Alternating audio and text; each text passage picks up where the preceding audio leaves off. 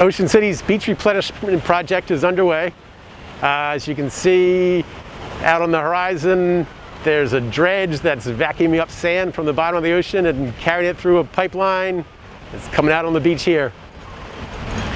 When all said and done, we'll have 1.6 million cubic yards of new sand across 2.1 miles of beach from Seaview Road up to 13th Street. This is part of a 50-year agreement with the Army Corps of Engineers.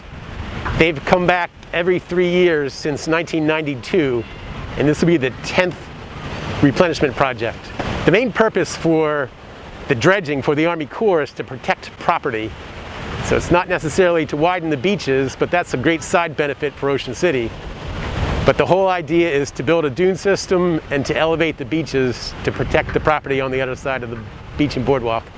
I worked on the Ocean City Beach Patrol in the early 1980s, and I actually worked on Brighton Avenue, this beach. And when the tide was high, people sat in their chairs on the other side of the boardwalk. We had our lifeguard stand up, leaning against the boardwalk, and the ocean was rolling right underneath of it.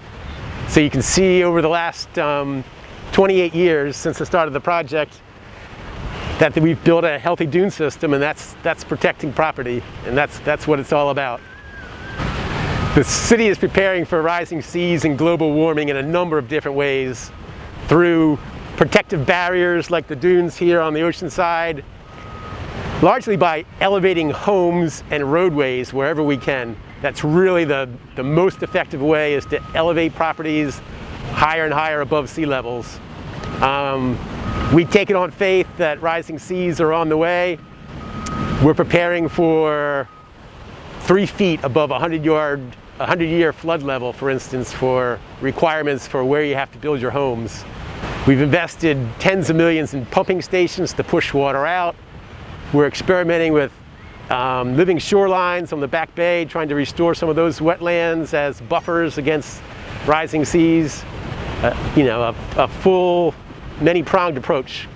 Ironically, on all Barrier Islands, the highest point of the island is actually the beach blocks, and the lowest point back by the bay. So Back Bay flooding is an area of bigger concern when it comes to rising seas and coastal flooding and flood remediation.